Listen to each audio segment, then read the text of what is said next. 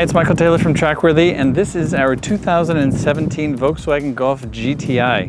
This is our long-term test car, and we picked it up in October of 2016.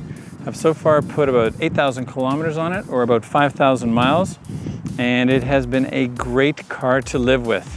Golf GTI has an amazing reputation as being an all-around versatile sports car, and we have found that it absolutely lives up to its expectations and its reputation. A couple of nitpicks about the car, which we'll go into, but overall, really, fit and finish is amazing. The quality is fantastic, no issues. Haven't had it for that long, but we've had zero problems with the car. This is the Autobahn edition, and it is in the Reflex Silver Metallic. We opted for the leather interior, which costs about $1,100 and is definitely worth it, and comes with the sports seats. And the sports seats are amazing. Fits you like a glove, assuming you're the right body size. The Autobahn edition comes with the black exterior mirrors, and we have the panoramic sunroof, which is amazing. Really wanted to get the 6-speed manual, but we thought for making this car accessible for anybody who was around, we opted for the DSG. DSG is a much more versatile car. Anybody can drive it. Comes with the 18-inch rims with 225, 40, 18 Pirelli tires, all season. We did drive it in the winter, and front-wheel drive is great. Four-wheel drive is better, but front-wheel drive is good. And the all-season tires on this car managed to keep us out of trouble. We didn't drive it on the worst days of the year. Thankfully, we had access to other all-wheel drive SUVs. But if you put snows on this, I can't imagine, especially living in a big city, that you would have any problems. Our car has the automatic bi-xenon headlights with LED daytime running lights, and it has an adaptive front light system. So the headlights turn 13 degrees when you go around a corner, and at night when you're parking the car and driving very slow, you really notice the benefit of having the illumination in the direction that you're turning. We also had the blind spot detection and rear traffic alert, and the DCC, the dynamic chassis control, which I will go into shortly. Our car had the keyless entry with push button stop start, which works extremely well, except for the fact that you can stop the car while you're moving, which I will show you shortly. Leather gear shifter with red stitching, leather multi-function sports steering wheel, which is fantastic. Very nice to hold on to. It's the one thing you touch every single time you drive a car, and if you like the steering wheel, you like driving the car, and if you don't like the steering wheel, it does have a negative impact on your driving experience, and this steering wheel is beautiful. Navigation worked extremely well, especially with the voice command. Had rain sensing wipers, which were great on misty days or snowy days. Just put it on auto and it took care of keeping the windshield right. The rear view camera is fantastic. I can't imagine living without that. Not a lot of beeping backing up, but having that rear view camera is extremely helpful. This car has a turbocharged intercooled 2-liter 4-cylinder 16-valve engine, which generates 210 horsepower between 4,300 and 6,200 RPM and generates 258 pound-feet of torque between 1,600 and 4,200 RPM. So lots of torque on demand and on command whenever you need it. Has Sirius XM satellite radio, which works extremely well, except when you're in downtown, but that's the case with any satellite radio with building interference.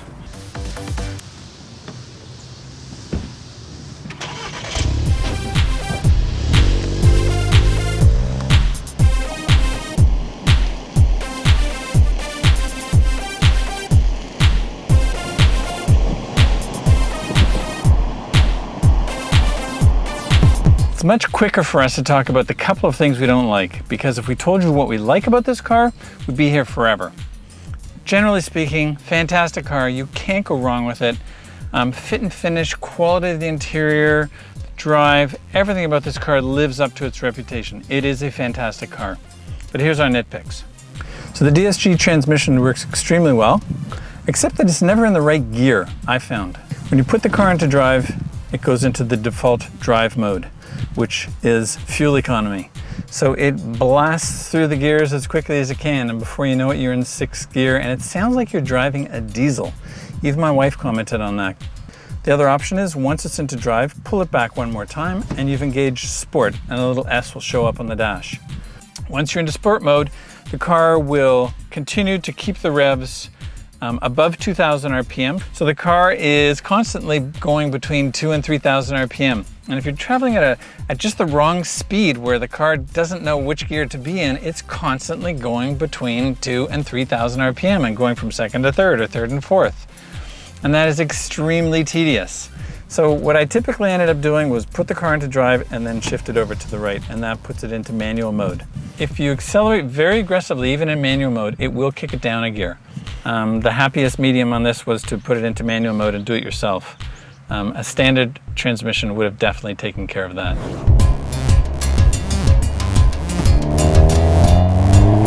Another gripe is the start-stop button. Keyless entry is fantastic. Just grab the door handle, enter the car, and when you leave, close the door and touch the handle and the little beep on the horn, and you know that you've locked your car. But one of the challenges with the start-stop button is it will work while you're driving. And it's right next to the driving mode button. So every now and then, if you want to change your driving modes while you are moving, you put your finger down and touch the driving mode button. But if you're focusing on the road and you overshoot by just a little, and typically you push the driving mode button twice. Well, if you push the start-stop button twice while you are driving, you will shut off the engine. And you can do that at, I believe, any speed. So case in point, driving along on a 4-lane road, 2 lanes in each direction, and I pushed what I thought was the mode button the first time, and I pushed the mode button the second time. So I will suggest that if that ever happens to you, it will only happen once. And I learned my lesson, and that was the only time that happened. My other gripe is a sound that the transmission makes when you go over a railroad track or on a wet day and there are leaves on the ground and maybe you lose traction over a manhole cover. And if the front tires lose traction, it makes a sound in the car that sounds like you've just broken the transmission.